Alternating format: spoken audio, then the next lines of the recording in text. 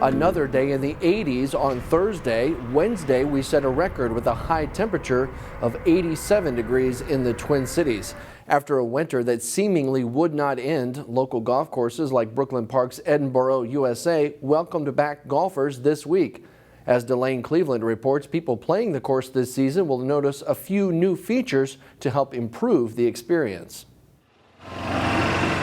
As any Minnesotan can attest, this winter had some challenges. Too much snow, basically too much snow. Oh, it was a rough one. I mean, definitely lots of snow, lots of cold. But at Brooklyn Park's Edinburgh, USA, it was lots of warmth and lots of sunshine. A beautiful day for golf. I mean, how can you not come out on a day off of work and a day to enjoy, some sunshine? Thursday marked opening day of the 2023 season. It's slightly later than last year's opening on April 4th, but those fortunate enough to be off work had no complaints. When I hear the range is open, when I hear the golf course is open, focus on projects around the house tends to diminish.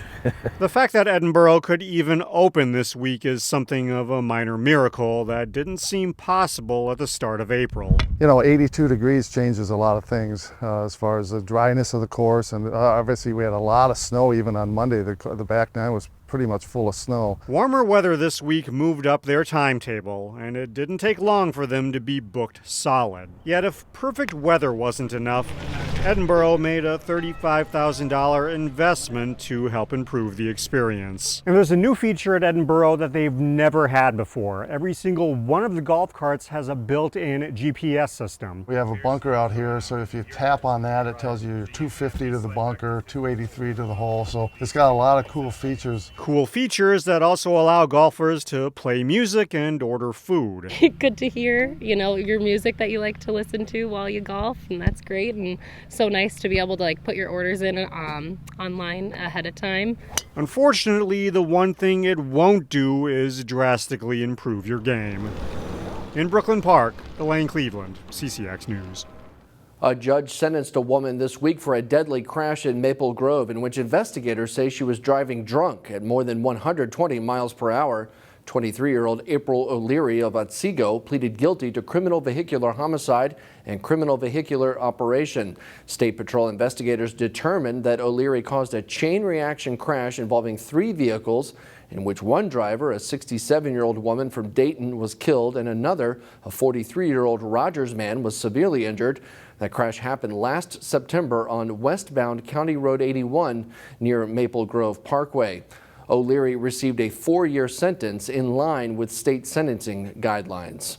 A law enforcement group gave out scholarships to officers who are continuing their education, including 2 women who work for Brooklyn Park Police.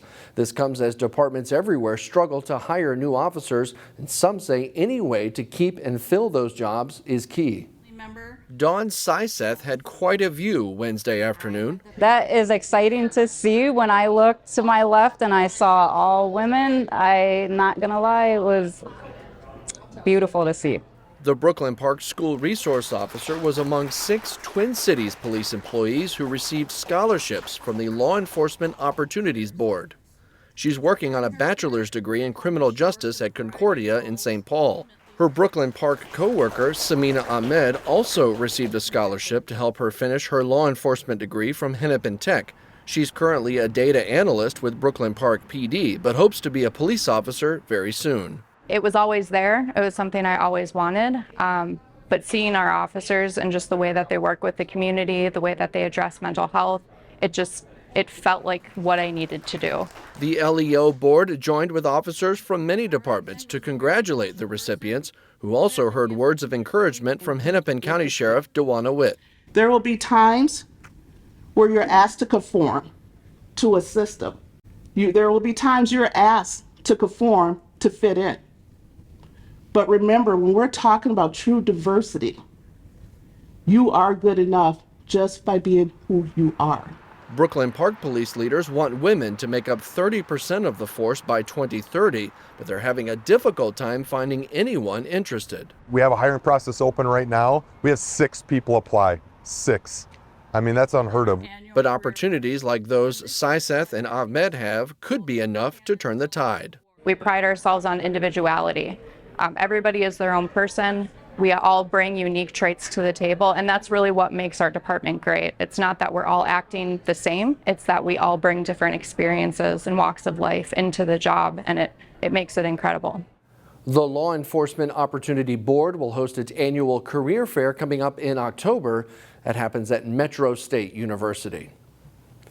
A Robbinsdale art gallery is currently home to some of the finest works done by local middle and high school students. This drawing of a beetle, pen and ink, I love the simplicity of pen and ink, and that one just really stood out on the day that we installed the exhibit. That's just one of the creations you'll find at the Robbin Gallery. Students from 3 middle schools and 2 high schools in the Robbinsdale district are showcasing their effort and creativity. There's endless variety. Some of the works evoke emotions, others showcase great artistic skill. The takeaway when people come to this exhibit specifically is the uplifting feeling of what our students and our young people are capable of, what they are expressing, and I think what they witness and are visualizing with their artwork. The show runs through Saturday, April 29th. We'll leave you now with more of the students' impressive creations.